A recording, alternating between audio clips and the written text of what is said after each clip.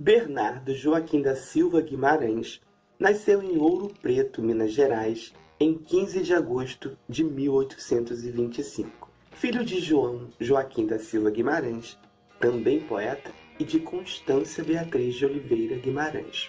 Foi um romancista e poeta brasileiro e é o cara que inventou a personagem icônica Escrava Isaura, ou seja, o criador do romance A Escrava Isaura.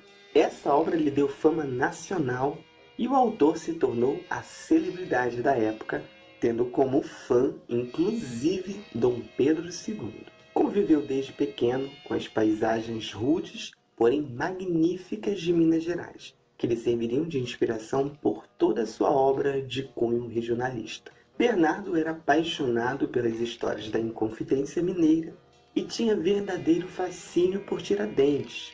Inclusive, ele acreditava que perto de onde morava haviam partes do corpo do herói enterrado. Cursou Humanidades em Ouro Preto e logo foi para São Paulo e se formou na 20ª turma da Faculdade de Direito em 1851, colando grau em 15 de março de 1852.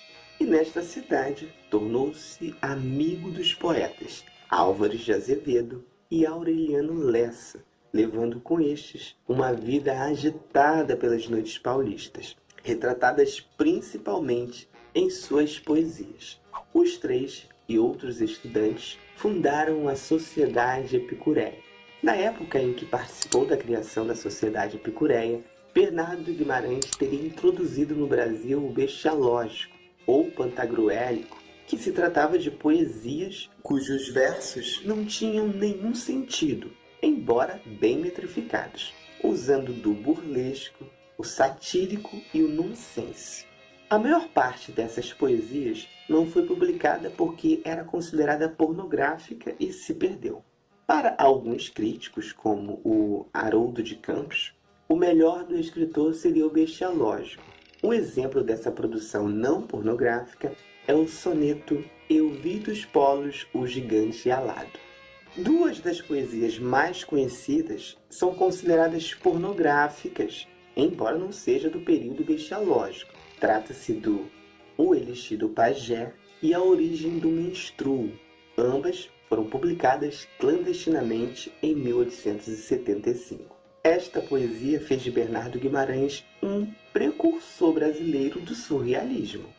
Exerceu a profissão de advogado, jornalista, crítico literário, juiz municipal em Catalão, Goiás, e professor secundário em Ouro Preto e em Queluz. Na Academia Brasileira de Letras, Bernardo Guimarães foi homenageado como o patrono da cadeira 5, que teve como fundador Raimundo Correia e na qual tiveram assento figuras extraordinárias como Oswaldo Cruz e Raquel de Queiroz. Também foi homenageado como patrono da cadeira número 15 da Academia Mineira de Letras, cujo fundador foi Dilermando Cruz.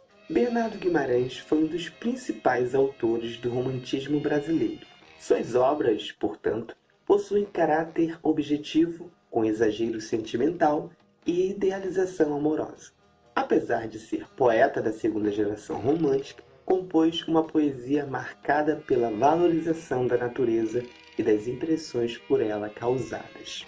Já como romancista, foi autor de romances regionalistas. Esse tipo de romance, no século XIX, tinha a função de mostrar aspectos do Brasil que eram desconhecidos para a maioria dos brasileiros. Desse modo, os autores valorizavam a cultura regional e davam protagonismo aos habitantes do meio rural, em contraposição ao ambiente urbano. Em 1852, publicou seu primeiro livro de poesia, Cantos da Solidão, e também se tornou juiz municipal e de órfãos de Catalão, Goiás. Exerceu o cargo até 1854.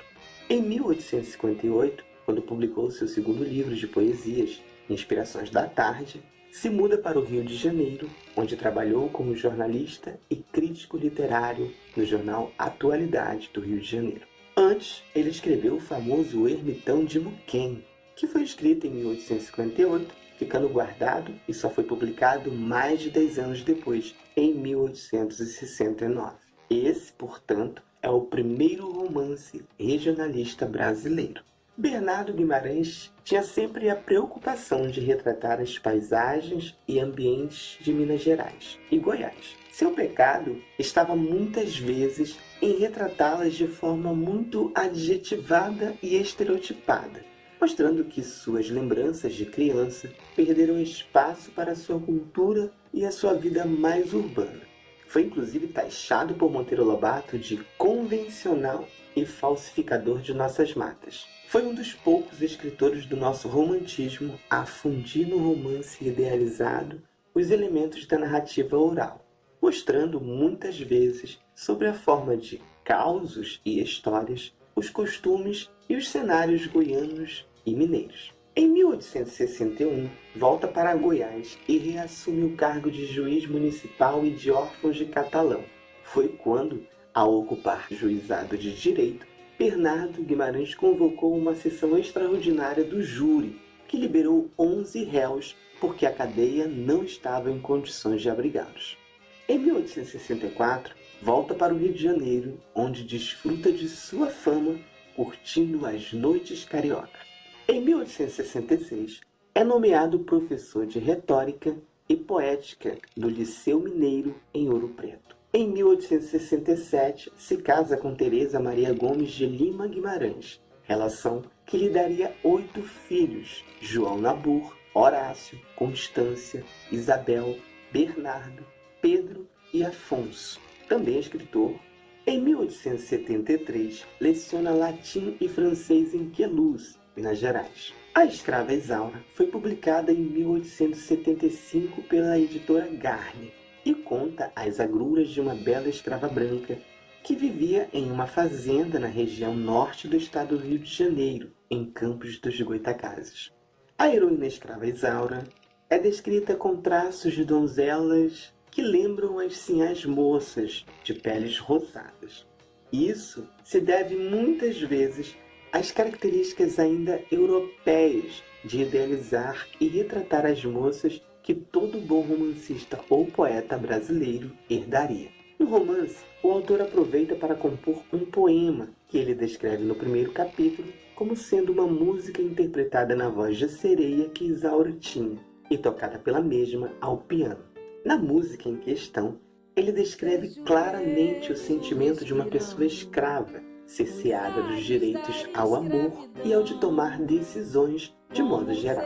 O romance foi levado à tela do cinema mudo em 1929, depois em 1949. Mais tarde teve sua primeira adaptação em formato de telenovela na TV Paraná em 1965. Depois foi para a Rede Globo de televisão em 1976 a 1977, onde teve um enorme sucesso e abriu as portas do mercado internacional de novelas brasileiras. Em 2004, ganhou uma nova versão na Rede Record e o enredo ainda deu origem à Escrava Mãe, também na Record, em 2016. Mas esta contava as aventuras e desventuras de Juliana, a escrava mãe de Isaura. A versão de A Escrava Isaura da Globo foi exportada para cerca de 150 países. Na China, protagonizada por Lucélia Santos, A Escrava Isaura foi assistida por mais de 1 bilhão de pessoas. Uma edição do livro naquele país teve pelo menos 300 mil exemplares.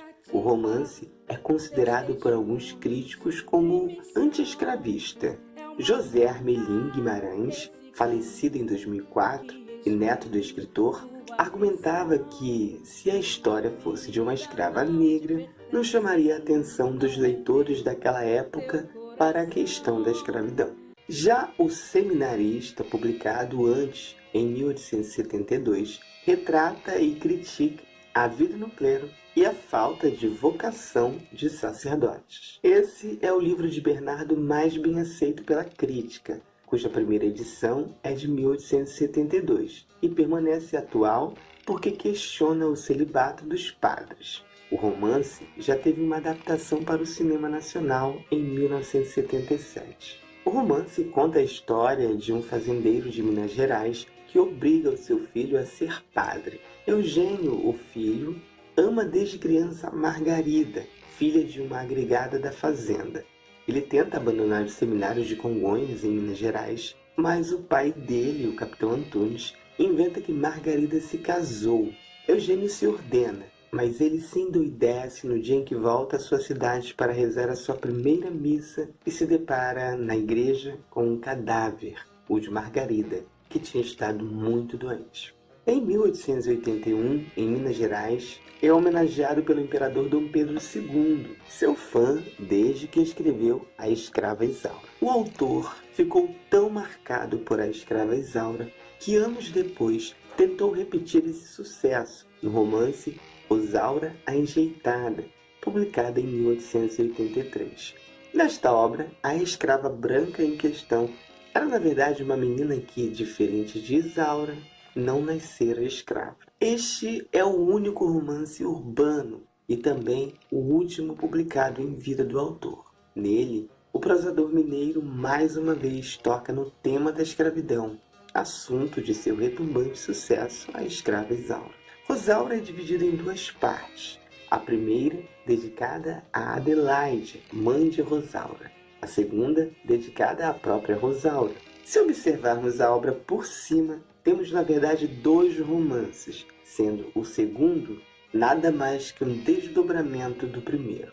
Na primeira parte, que fala sobre a mãe, Major Damásio, este, apesar de ser um descendente de ciganos e viúvo de uma mulher liberta, assume uma manomania aristocrática que o leva a sustentar com segurança a pureza de seu sangue nobre. Adelaide, que tinha herdado a tez amorenada de sua mãe, queria a todo custo passar-se por uma mulher branca. O grande desejo do Major Damásio era obter um marido excelente para Adelaide, mas a jovem acabou enamorada de seu companheiro de infância, Conrado, o capataz da chácara, que não passava de um pobre caboclo. Dotado, porém, de coragem e inteligência, Conrado faz fortuna e pede sua amada em casamento. Tal gesto é encarado como audaciosa afronta pelo major, que logo expulsa o moço de seus domínios.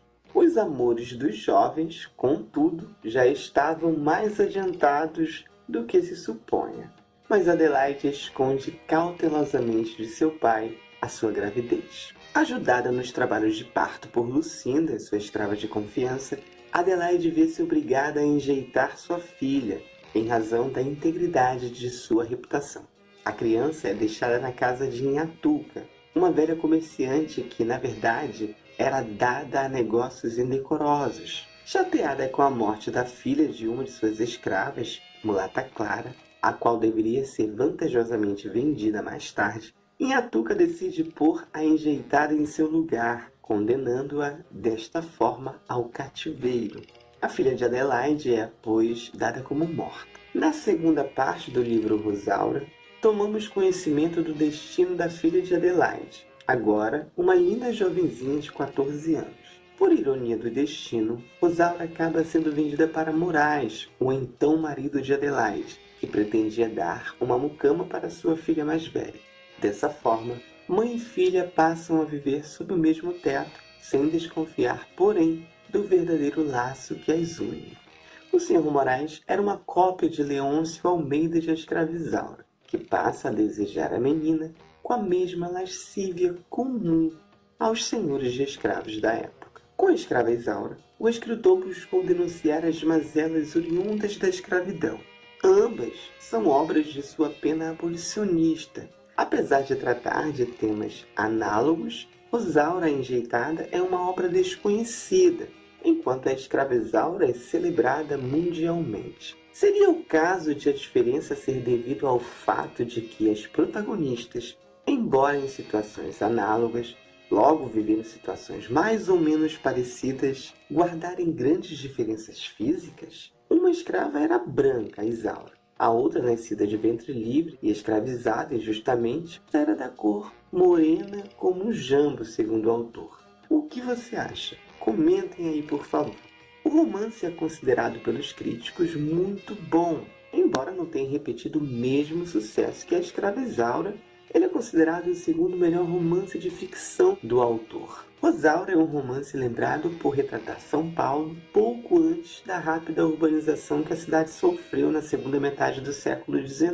O autor morreu em 10 de março de 1884, sem grandes recursos financeiros, deixando a casa para sua esposa e filhos, e os direitos autorais de sua obra, que a família usufruiria por 70 anos.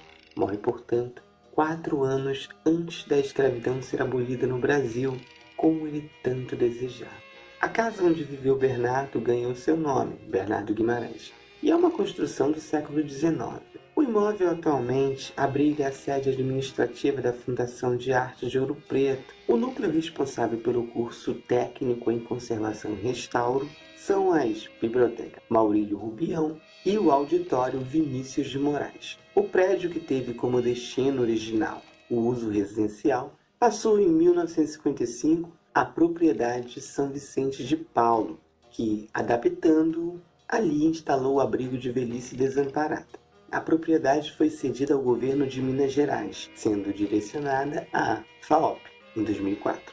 Em Belo Horizonte, há um busto de Bernardo Guimarães na Praça da Liberdade. Bernardo morreu, mas se tornou eterno. Quase 300 anos depois de sua morte, ele ainda é lembrado.